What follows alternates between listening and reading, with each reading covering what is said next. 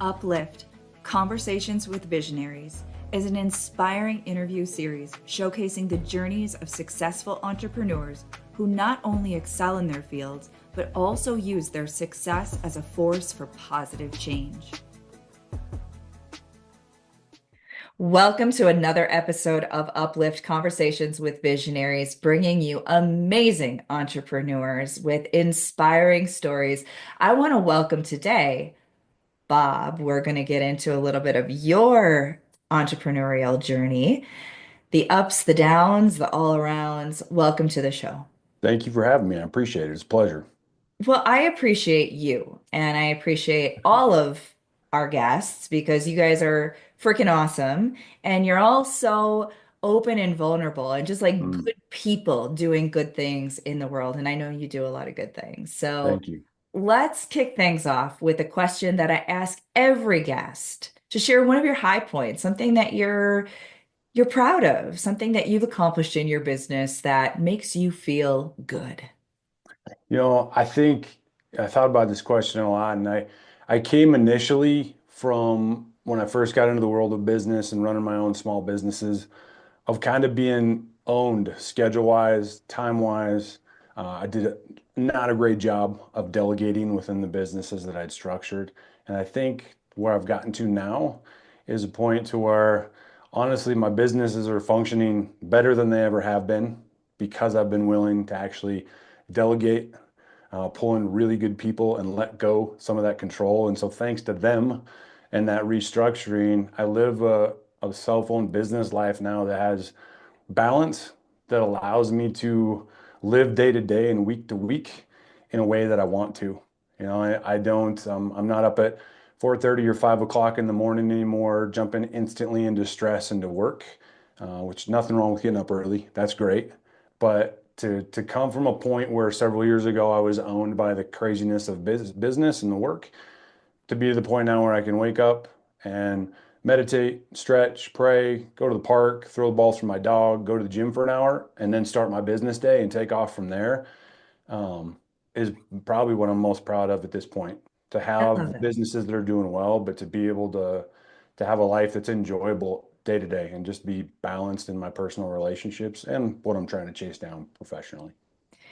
What I love about that, and I respect everyone who, comes in and they've got some really, really cool stuff that they've accomplished. They made millions of dollars and Right. they did this or that. And those are all really cool things that we can claim and appreciate. But I love the fact that you just came in and you said what everybody ultimately is striving to achieve is loving their life. Mm, You can have millions of dollars in the bank and feel dead inside, right. feel like your business controls you, or you're just going through the motions.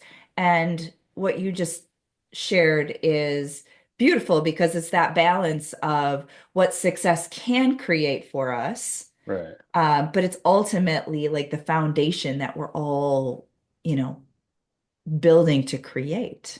Well, I think too that I know you're all about, and we'll get to the concept of giving back, not just keeping it for ourselves and paying forward, but structured in that way, giving employees the skills and ownership of more of what goes on at work, I think is a blessing to them. Creating more balance in your life as a business owner gives you more mental and emotional space to do some of those things of giving back in the community, giving back nationally or internationally, and I think that's been a benefit of it too. Awesome. Love it. All right, let's shift gears. Okay. So, question number two. What is one of your lowest points in life? One of those knock the wind out of your sails types of experiences that became one of those turning points or catalysts in your life? That one, that's a pretty easy answer for me.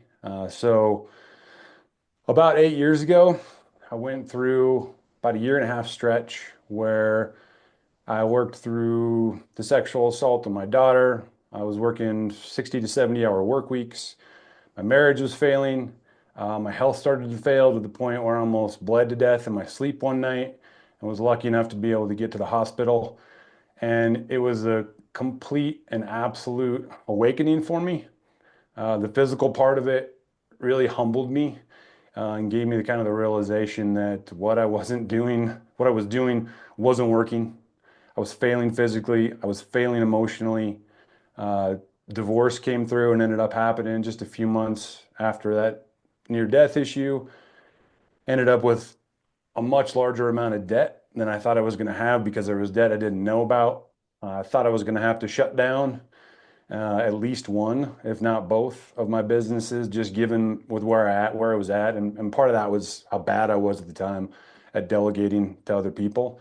But it was a really dark emotional place. It was the most humbled, probably professionally, physically, mentally, and emotionally that I've ever been, and it was, you know, I'm I'm incredibly thankful for it because it changed the track of the rest of my life, genuinely.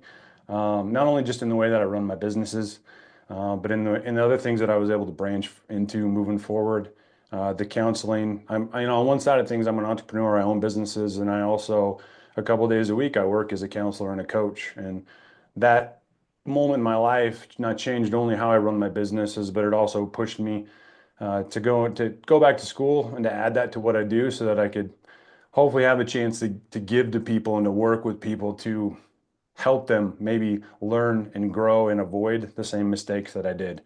Um, so it was humbling and it was dark and it was terrifying day to day, but I really feel like it refined me into the person that I am and that I'll be for the rest of my life.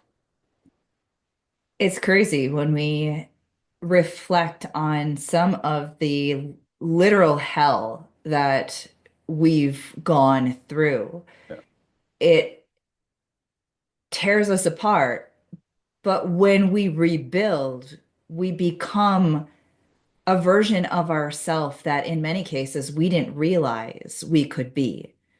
And it has a healing effect, not only on ourselves, but it has a ripple effect on all of the other people that we're able to help because we came through that experience. right. Yeah, it introduced there. I think we as people in general, whoever you are, I think that we have so much more grit and so much more strength than we give ourselves credit for. And I think those experiences, kind of like you mentioned, they show us that and what we're really truly capable of and how we can build from that foundation. Well, I've only known you for a short while, but I have to say that I think the person that you've become is pretty freaking amazing. And so I'm Thank grateful you. that you were able to come out on the other side of that and not only rise above it, but just the way that you are now paying it forward. So that's a perfect segue into my third and final question. Now that you are on the other side of all of that and you are progressively building more and more and more success and fulfillment for yourself, how are you paying it forward? Well, I think that honestly and personally, this is I think one of the most important things we can do, even when we're starting out. I think that with a lot of younger business owners, first time business owners that I talk to and work with from time to time, there's such a tightness on finances and time, right? And so there's this idea, this mindset of like, hey, when I get to here, then I'll start giving, or when I get to this point, I'll start doing this. And so I think regardless of where you're at, just to throw in a little pitch that if we don't give when we're small, I think the likelihood of giving as we grow and become more successful is reduced. But give back. I try to give back in a lot of ways. I always feel genuinely like there's always more that I could do and more ways that I could give back. I started out as a teacher years ago and spent the first, 12, 13 years of my professional career teaching. And so financially, that's one of the groups in my local town that I give back to. I still give finances on a regular basis to kids in need at some of the schools that I taught at. In the community, I put together events that cross over with counseling and coaching, counseling and fly fishing that we donate and then do for people. I give part of my additional time too on a bigger scale. I have an amazing older sister who, as I've moved more into the counseling and coaching side of things, that I've been able to partner with her. We've been working with her this year, coming up on some programs that teach entrepreneurial skills to kids in need. to try to help just kind of culture and foster that business and entrepreneurial mindset in them moving forward. And then the second group, also with my big sister, that I'll be working with this year, is she works internationally with a group that pulls kids out of human trafficking situations and works to obviously a lot of counseling work, a lot of rehabilitation to get them back to where they can function in a new home and function socially. And so donating time there with the services that I provide. So um, a lot of trying to do what we can locally and on a bigger picture to give back. But I think too that if I can add in a little bit more, I think even within the businesses that we run, I think there's genuine, real, impactful ways to give back, just even in the ways that we interact with our employees. I know we're paying them. I know they're part of the financial and the business package, but I think that as a teacher, working with the employees that I have, and not just getting them skill wise to where they can just show up and get the work done, but to where with some of the stuff that we do, like I own a residential painting company as one of my businesses, and giving them enough quality freedom to learn and instruction to where they could take those skills and they can do that on their own if that's something they want to do to start their own business to thrive is I think another important day-to-day way that we might not think of it as giving back, but I think that it's really important in building that kind of team environment within our businesses and just setting the people up for success that work for us. Keeping in mind that they take time out of their lives to come team up with us and work for us to contribute to what we're trying to accomplish. And it's just, I think, another simple way that we can give back to them for what they're giving to us, in addition to what we pay them. So beautiful, Bob. And that's why we have you here, because you are walking the talk and just being a good person. So I want to thank you so much for spending some time with us today, sharing a little bit of your journey, and hopefully inspiring some people who are listening, who maybe are going through a rough time, or maybe they're just beginning their journey and they know in their heart that they want to make a positive difference in the world. They just didn't realize all the different ways that they can make that difference. Yeah, I think the options to make that positive difference, like you're alluding to, are really endless if we kind of open our eyes and keep them open as we move forward. 100%. Thank you so much, Bob.